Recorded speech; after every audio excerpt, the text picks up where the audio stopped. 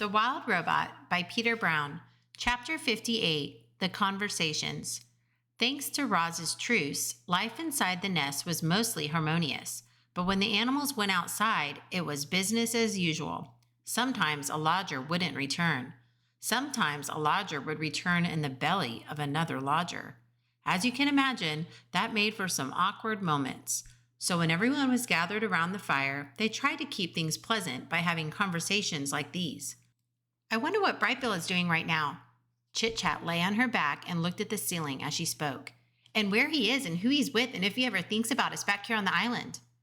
I am sure he thinks about us, said Roz.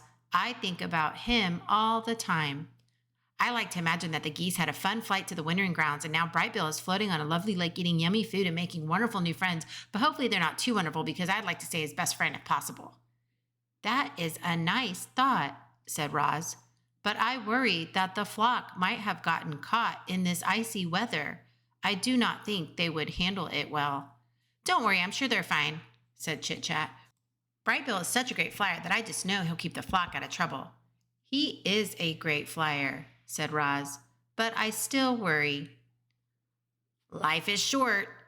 Dig Down, the old groundhog, was giving another one of his fireside speeches.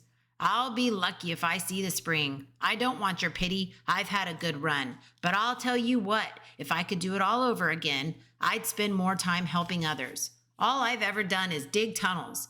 Some of them were real beauties too, but they're all hidden underground, where they're no good to anyone but me. And they weren't even good to me this winter. Now the beavers, they have it all figured out. They built that beautiful dam, which created a lovely pond that made all our lives better. That must feel mighty good. The beavers made our lives better in another way, said Fink. They taught Roz how to build. Ain't that the truth, said Dig Down. Roz, you must have saved half the island with your lodges. And to think we used to call you a monster. I'll repay my debt to you if it's the last thing I do. Your friendship is payment enough, said Roz. Oh, please, your sweetness is going to make me sick. There must be something we can do. Your friendship really is enough. Friends help each other, and I will need all the help I can get. My mind is strong, but my body will not last forever. I want to survive as long as possible. And to do that, I will need the help of my friends. The animals listened quietly to Roz and thought of their own struggles to survive. Life in the wilderness was hard for everyone. There was no escaping that fact. But the robot had made their lives a little easier, and if ever they could, the animals would return the favor.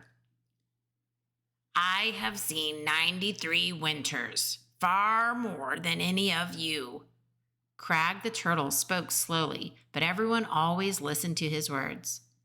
And I can tell you that the winters have gotten colder, and the summers have gotten hotter, and the storms have gotten fiercer.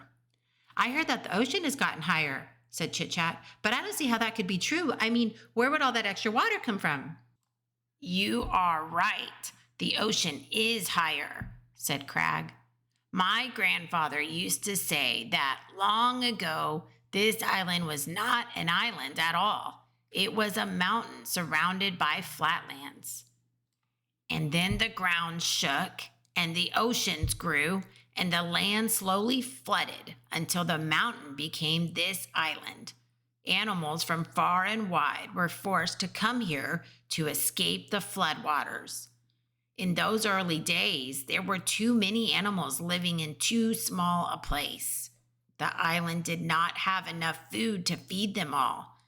But between fighting and disease and famine, a balance was finally reached, and we have kept the balance ever since.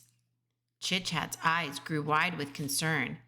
If the ocean keeps rising, the island will be swallowed up by the waves, and I don't even know how to swim.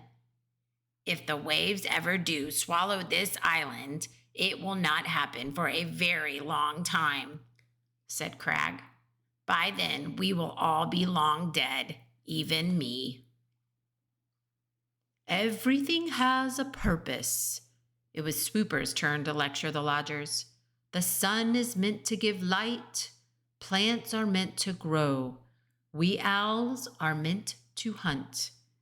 We mice are meant to hide. We raccoons are meant to scavenge. Roz, what are you meant to do? I do not believe I have a purpose. Ha!